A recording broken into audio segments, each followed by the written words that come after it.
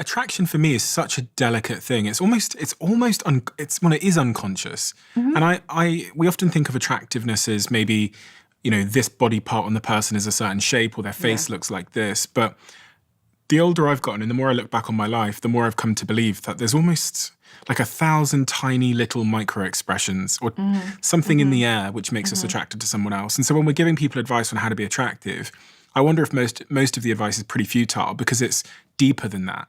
Right. It's so much deeper than that. Yeah, so and you're totally right about that. I mean, the fact is attraction is idiosyncratic and finicky, right? So all of us, when we think about the things that we find sexy and attractive, there's going to be a lot of ways that you're going to disagree with other people, right? Like you're going to think that somebody like is so sexy to you. And other people might say, yeah, she's all right, but it doesn't really do it for them. And there is an element to our attraction that is very person-specific and idiosyncratic, right? And might there be some evolutionary roots behind all of that? Maybe, right? So it could be, for example, that the kinds of qualities that you find, just really attractive in another person that make you feel so attracted to them might be cues that they are a really compatible mate for you. And maybe that's why you have a very sort of you-specific response to that person. But there are also dimensions that are shared, right? So we know, for example, that men tend to place a greater emphasis relative to women on cues related to physical attractiveness. And that physical attractiveness tends to be related to things that have historically been related to fertility, right? So for example, having an hourglass body shape, we know that this is something that's related to a woman's level of sex hormones, and that women with higher levels of estrogen, for example, are more likely to put on fat around their butt and their thighs and less likely to put on fat around their waist relative to women with higher or lower levels of estrogen, right? As estrogen levels decline when women age, their bodies become more straight up and down than they do hourglass. And this has to do with changes in estrogen.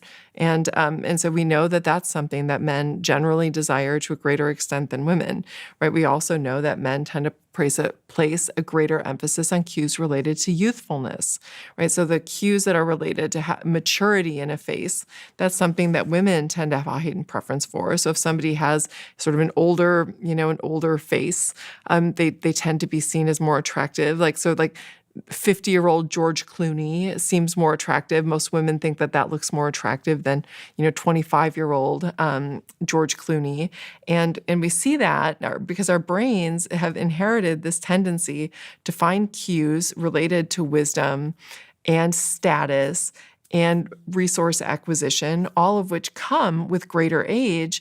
Women have inherited that preference for those kinds of qualities because that would have given them a mating-related advantage relative to preferring a more youthful face. Conversely, for men, they would have been penalized if they had a preference for maturity in the face of a potential partner. Because if you like women who have signs of maturity and wisdom and resource acquisition ability, you'd probably choose somebody who's approaching menopause, right? And that's not going to lead to any gene transmission at all, right? And so we tend to see that men have a heightened preference for cues related to youthfulness in faces. And so even though, yes, there are differences between individuals, and there is some idiosyncrasy that tends to characterize human mate choice, there are a lot of things that we can actually make some pretty strong predictions about too. So there are some overall themes that tend to characterize men's and women's partner preferences. Is it true that men are less attractive to successful women? Is there any sort of evolutionary basis for that? I do know that research finds that men don't place as much of a priority on that compared to women.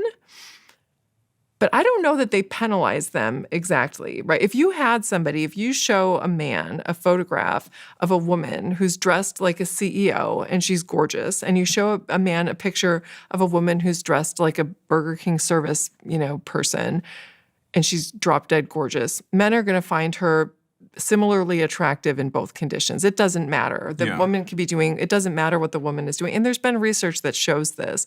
They'll show men and women photographs of people in different types of outfits. And the men's ratings of how attractive the women are has just everything to do with how attractive the women are. For women rating men, It all depends on what they're wearing, right? Do they show cues to resource access? Do they not show cues to resource access?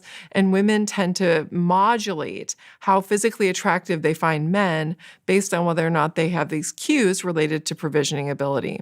So I don't know if there was a really attractive, and there are a lot of really attractive females in positions of power, men will find them just as attractive as they do somebody who's not in a position of power, although they may be, potentially less likely to choose them as a long-term mate, if there's issues related to power dynamics and that sort of thing that they don't want to mess with. What about jealousy? And specifically, is the term intersex, of women being jealous of women, men being jealous of men? You mentioned a second ago that if, 60% of the college educated or college attendees or 70% of them are women, and there's only a pool of 30% which are men, isn't there going to be a ton of competition amongst women? And what direction does that competition travel in? Is it low status women having competition with high status women, or what is it? I mean, the competition, when you have cases where there's an asymmetrical sex ratio, and like we do on college campuses, I mean, women are very competitive amongst one another for access to the men that are available. And oftentimes the way that this, like the form that this tends to take, is that women become increasingly likely to be willing to do whatever men want of them in order to be chosen as a mate. And what we've tended to see on college campuses is because men are more oriented toward casual sex and non-committed relationships than women are, what we tend to see is that short-term hookups and casual sex tend to be very common on college campuses. And in part, this is the result of the fact that women are competing for access to mates. And one of the ways that they can compete for access to mates is to be willing to do whatever it is that men want in terms of providing, the structure of the relationship. And if men are only looking for casual sex, even though women tend to be more oriented toward long-term relationships, they're going to be more inclined to just give in to whatever it is that the men desire as a means to be able to get a partner. Are women more competitive with beautiful women or women that are less stereotypically and socially considered beautiful? Oh, women are more competitive with beautiful women. I mean, there's just no question about that. And the reason for this is that given that this is something that men desire in their partners, this is the primary dimension by which women compete for access to partners, right? And so this is the big one. Given men place a really pretty strong priority on physical attractiveness in their choice of partners. And in fact, one of the biggest predictors of a woman's upward social mobility in the US is how physically attractive a woman is. And in fact, that's a bigger predictor of a woman's upward mobility than her education level or even her socioeconomic status of origin. When you say upward social mobility, what do you mean? I mean the ability to transcend the social class in which you were born. Okay. So if you're somebody who was, working class or middle class or upper class, your ability to transcend those ranks of socioeconomic status is more strongly predicted by physical attractiveness than a woman's education level. And that's like a tough thing that's a tough nut to crack, tough pill to swallow. So women are more competitive against beautiful women in the lens of society and stereotypically. Yes, and one of the ways that women compete against one another is by derogating their competitors, right? And derogating their competitors just meaning saying mean things about them or saying mean things to them. And a lot of times those mean things that they have to say have to do with a woman's attractiveness, right? They'll try to downplay how attractive she is to other people by saying things like, oh, she's had a lot of work done, right? That's the thing that you'll hear women say about each other or to men about other women. And this is something that's done to try to manipulate other people's perceptions of that woman's value. But because attractiveness plays such an important role in terms of a woman's ability to successfully attract a romantic partner, this is a dimension in which women are fiercely competitive, even when they don't want to say that they are and want to pretend that they're not. right? I think that the Barbie movie was, sort of got at some of these kinds of issues, and just this idea that women want to pretend like none of this stuff matters, right? And that it's not that important and that we don't value this stuff. But nonetheless, this is still a very important domain of competition for women. It always has been. I think it probably always will be. Are women more likely to trust a beautiful woman or a woman that is less stereotypically beautiful? Because I was thinking about this this thing about gay male shopping sales associates. Uh-huh. It was a test that you did, right? Yeah. So I have one of my former, this is digging deep.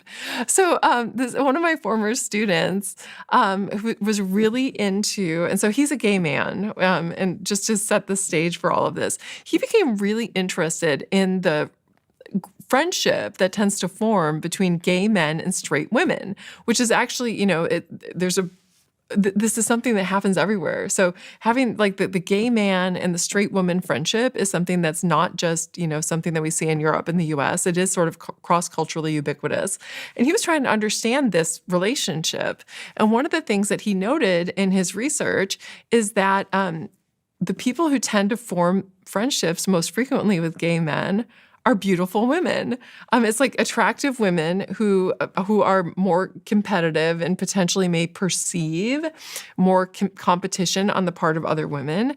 And they form these friendships because gay men can provide them with really important information that's relevant on the mating market that is not colored by one, intersexual competition, right? So if you say to these pants make me look fat, right, your gay man friend isn't going to tell you, no, they look great, even though they make you look terrible because they're trying to send you out and look terrible, right? So there's no thread of competition in that relationship. And there's also not the fear that this person's just trying to get you in bed, right? And so there's this really nice trust that women can have with gay men. If you love the Diary of a CEO brand and you watch this channel, please do me a huge favor. Become part of the 15% of the viewers on this channel that have hit the subscribe button. It helps us tremendously, and the bigger the channel gets, the bigger the guests.